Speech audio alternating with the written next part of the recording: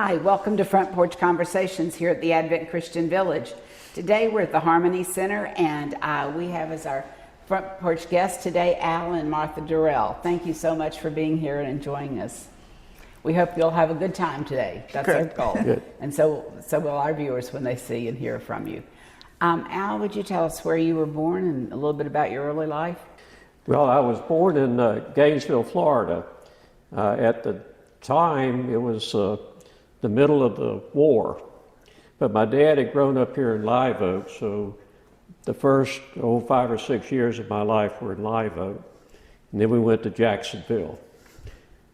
From there to college, to Martha. Gainesville. Oh, okay.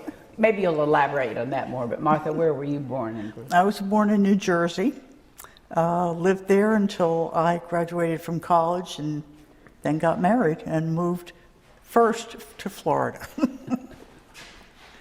And was that your first experience coming to Florida? Or? It was, well, of course, the year that we were engaged, I flew to Florida, and not having been here before, I bought myself a beautiful wool outfit to wear. It was warm. I bet. It was warm. Al, you graduated from high school in Jacksonville, I believe you said. Yes, in Jacksonville. And from there to the University of Florida? Yep, went to the university. I was there for 5 years, got a degree in electrical engineering. Engineering degrees usually take 5 years, right? Yeah. You weren't just a slow student. No. And Martha, what about you? I went to Newark State College, which is now Keene University in Union, New Jersey, and I took a course of early childhood education and taught for 1 year in New Jersey, and then moved to Florida and taught for a year here. And that's never furthered my education, just waited for the family to come along. Then you got to put a lot of that early childhood education in practice, didn't you? I did. On a personal level. Yeah. Al, after graduation, well, first let me back up a minute. Where did the two of you meet? We met at Camp Bethel in Haddam, Connecticut. It's a long-time Adventist Christian campground. It was founded in 1878, and my family has been part of it since the beginning. I call myself a fifth-generation Camp Bethelite. And it's still a part of your life today. Oh yes, we spend our summers there. It's a campground. In some ways, it's kind of like the village here. We've got about 40 acres on the Connecticut River. There's an association that owns all the property. And there are about 40 private cottages, and we have one of the cottages there where we spend the summer. But we've got a chapel, a dining hall, youth cabins, very similar setup. And that's where you met? It is. What's your story about that, Martha? I was there for the weekend with a friend, and Al stood on the front porch of his grandparents' cottage, which is now ours, and he tells me that as I walked across the park leading to the cottage, that he said he was going to marry me to himself. And 6 weeks later, we were engaged. That's not spending a lot of time considering it, is it? No, Didn't it was need love to. at first sight. Didn't need to. Well, I'm glad you have the same story. Yes, that's true. So what happened after you got engaged? You were separated then, right? Al had started work in Florida, and I had a teaching assignment in New Jersey in a little 4-room schoolhouse, which I loved. It was a hard year, but we saw each other 2 or 3 times in the interim, and then we were married the following summer after we met. Where were you married? We were married in East Orange, New Jersey. It was a memorable weekend. It was a heat wave, 107 degrees at 7 o'clock at night in the church. And what time of year? No air conditioning. Al can tell you what his view of me was coming down the aisle. The memory I have of Martha walking down the aisle, it was so hot, the sweat was dripping off her chin. It was hot. And I felt sorry for his father because he was in full dress uniform. So it was a memorable weekend. What's the date of your anniversary? July the 2nd. And as we told you yesterday, it'll be 55 years this summer. Congratulations. Thank you. Al, where was your first job? Well, my first job was down at Cape Kennedy, or Cape Canaveral as it was known then. I worked for Pan American World Airways for about a year and a half, doing my part to put the first man on the moon. But after that, I left and took another job. Went to work for IBM up in Jacksonville. And you kind of spent a good bit of time with IBM. I spent over 30 years with IBM, and they've moved us all around the country. And I have to stop and think of all the places that we've been. But you got back to Swanee County eventually. Yeah, when I retired, I was in Jacksonville, and I always kind of knew that I wanted to wind up here at the village. And but we moved around. We lived in Jacksonville for a while after I retired, down to Gainesville, and then we finally got up here. And had you had relatives that lived at the village before? Yeah, my grandparents, Ernie and Bessie Whitney, were here. It would have been back in the 70s or 80s or so. Early 70s, yes. Yeah. But we would come over to visit them, so we were able to see the village kind of grow over the years. I've been to the village. I like to tell people that I was here in 1948 for the big hurricane. We lived in Live Oak at the time, and we came down here to see the aftermath of the flood. And then one year, sometime in the 50s, I went to Camp Swanee for 1 year. And with my grandparents being here, we were over here occasionally. So we've kept up with what's going on here. Do you have a particular memory about your time you came to Camp Swanee as a young person?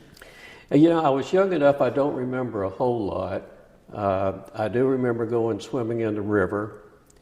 And I remember one time, one of the Carter boys was a counselor. I'm not sure if it was which one it was, but he told somebody to go get a bat for a left-handed bat. And I always thought that was funny. For some reason, that has stayed with me. Mm-hmm. What about you, Martha? What were some favorite memories of growing up? In the summer, we lived in the city, and back in the 40s and 50s, nobody had air conditioning.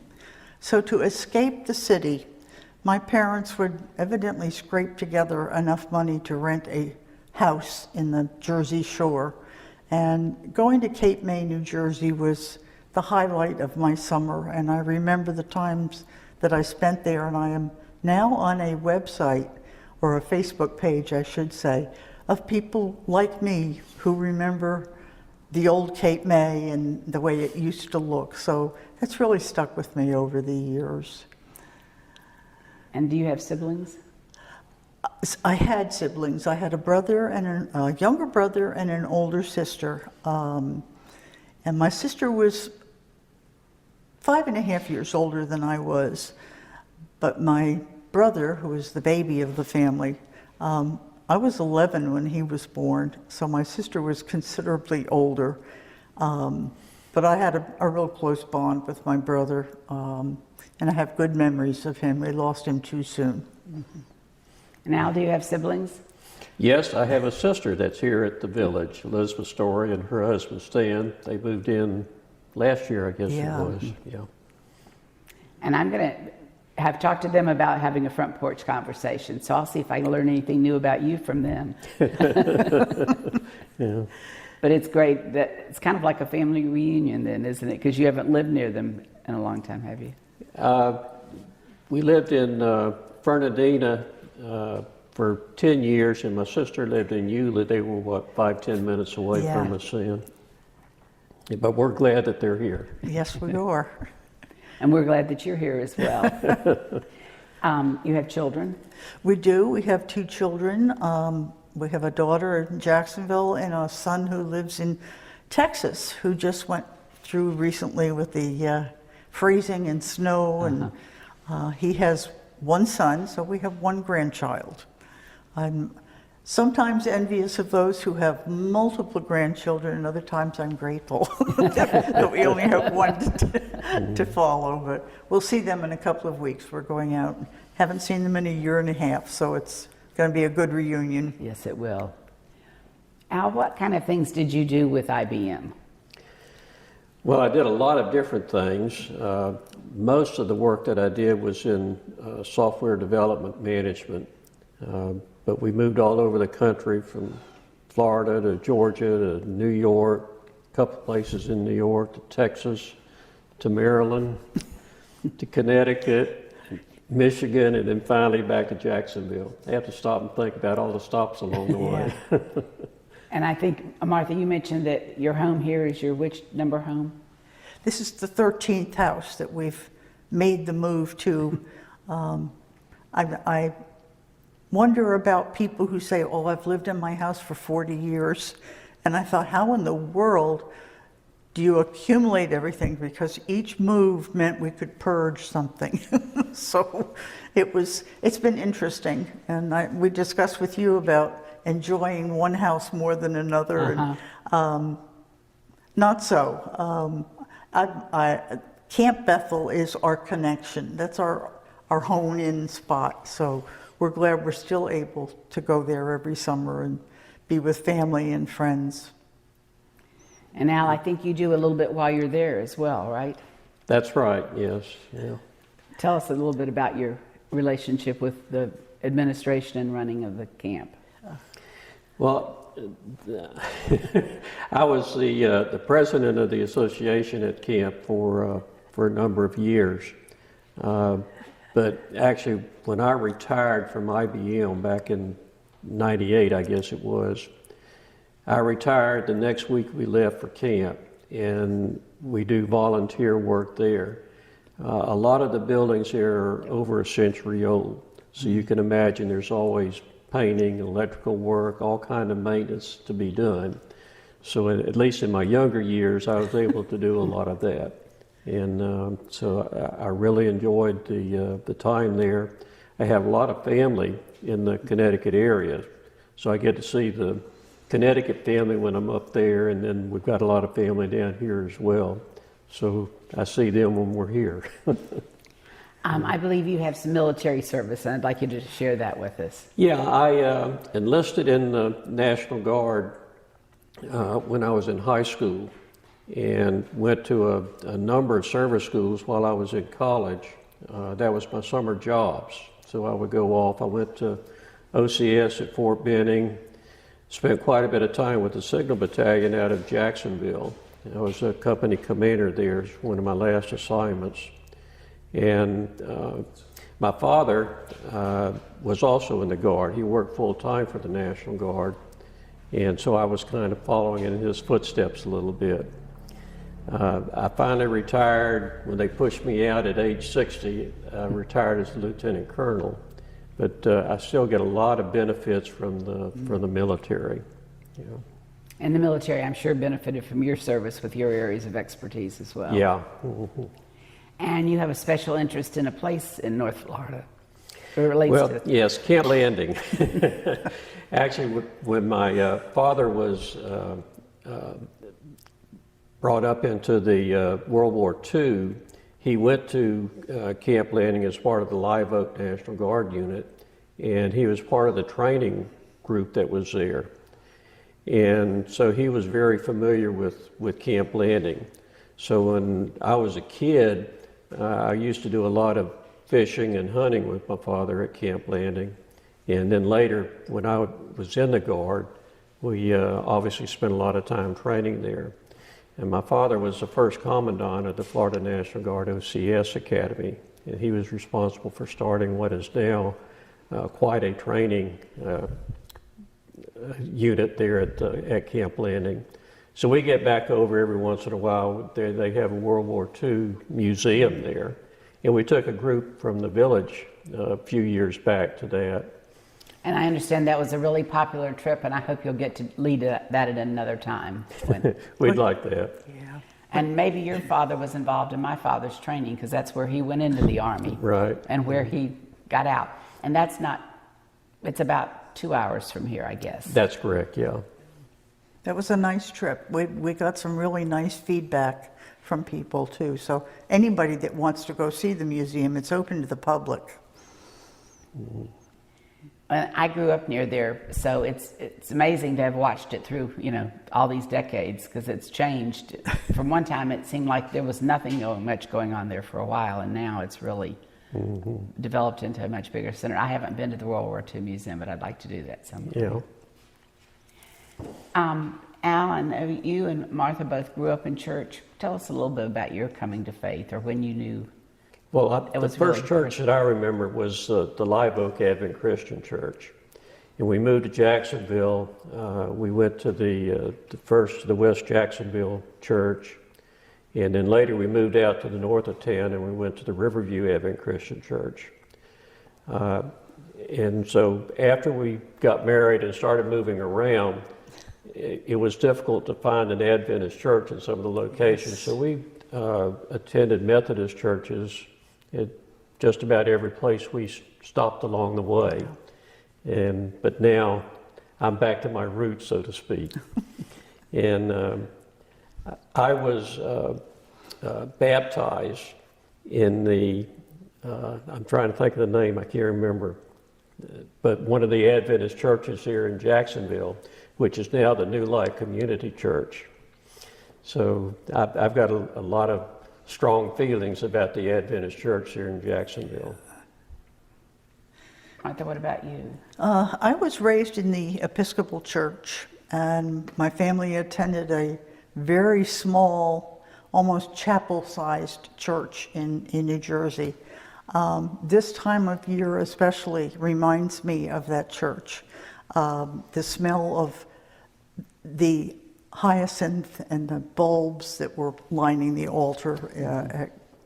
And I have good memories of being in the children's pageants for Christmas Eve. And but like Al said, we moved around so often that we had to find something that was comfortable for both of us, with my background and with his. The Methodist Church then fit the bill for us. I am happy with the church here. I'll be glad when we can go and just sit down and see the service.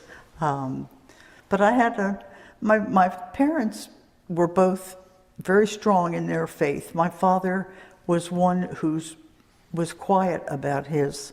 My mother was the one that took us to church. My dad very often stayed home, but I don't think that influenced one way or the other our upbringing or his faith. So, yeah, one of the things when I think about a religious background was Camp Bethel. That's always been part of my life. In fact, my great-grandfather was an Adventist minister in Connecticut. So we've always had that relationship there at Camp Bethel. And it's been probably 30 years or so ago, Martha hit some real health problems with her heart, cardiomyopathy. And we thought at the time she was going to have to go on the heart transplant list. And we took a month off at that time and went to Camp Bethel. Yeah. And it was early in the spring, very few people around, and we had an opportunity to just think about what was going on and go through a lot of prayer. When we got back, we were in Michigan at the time. When we got back to Michigan, Martha went to the doctor. They did some more tests, and I can still remember his comment. He said that Martha is not the train wreck we thought she was. But I've always felt that there was something about camp that helped us through that time. yeah, it did. Yeah. It certainly did. It's the first word that comes to mind is peace. There's a peace that is beyond all understanding. And probably one of my most deep down moments was when I lost my brother. he was not even 31, he was almost 31. And it was a very rough time for our family. And I had feelings that I didn't even know were there when it came to my faith. Mm-hmm. And a lot of questions. And that started me searching. And I've been attending Bible studies in church ever since, and I think I've learned a lot about myself and about my own faith. So, has anything surprised you since you came to live at the village? Maybe other than being quarantined? I can't say there was too much of a surprise us because we kept up with the village over the years. So we were pretty familiar with what we were getting into. Martha, what about you? Was there for you? It wasn't, like Al says, it wasn't a surprise. If anything, I would describe it as a pleasant surprise because I'm the one that put us off for a number of years from coming here. But we have found such a welcome and a comfort and a peace being here. Even with the pandemic, I think we have very quickly, because we moved so often and went place to place, we didn't establish strong friendships, but we did make friends along the way. But here I feel a sense of permanency and have already made some nice friendships that we recognize one another as we're passing in the car, just smiling and waving. But there's a certain comfort from being here and knowing that our lives are what we wanted them to be for the rest of our lives. And you've made this choice consciously. And Yes. What avenues or activities would you like to volunteer to do at the village once we're out of the pandemic? I once spoke to Eleanor Katarius and told her I would help with the potholders ministry. But then the pandemic came along and I just didn't feel comfortable doing that. But physically I am challenged with a lot of the activities that I could volunteer for. But that's a good sit-down one for me, and doesn't require that I be at a certain place at a certain time, depending on how I'm feeling that day. But I will get back to it. Well, for our viewers who may not know, Eleanor's our volunteer coordinator here. Yes. And she tries to get everybody involved in something. She does. And matching them up to what they want to do. She's good at her job. I don't think it's a job for her. No, it's not. It's a ministry for her, definitely. Yeah. Al, what about you? Well, I haven't really got involved in too many things to this point. One of the things that I keep in the back of my mind is doing some work at Camp Swanee, but I haven't made the initial effort to do that yet. Up in Connecticut at my camp, I was known as the painter. I did a lot of painting of the buildings up there. I can't do as much of that as I used to, but that's something that I think I would like to get involved in. For each of you, what advice would you give a young person today? I thought about that after you asked us the other day. And the response I gave you was to get an education.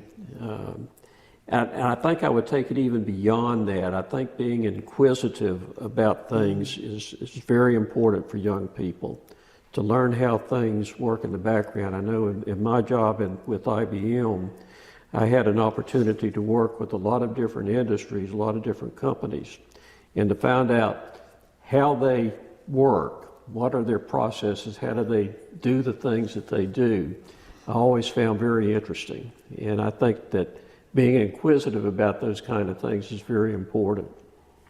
I agree. What about you, Martha? Yeah. As I said earlier to you, to be true to yourself and follow what you know is right, even if the crowd is going a different way. Stand up for your beliefs. And sometimes that's very, very hard to do. And the younger you are, the harder it is. Mm-hmm. A lot of peer pressure. A lot of peer pressure. I'm glad that we were able to raise our children during the time that we did. I think it's becoming more and more difficult. So What is the age of your grandson? he just turned 10 the week before Christmas.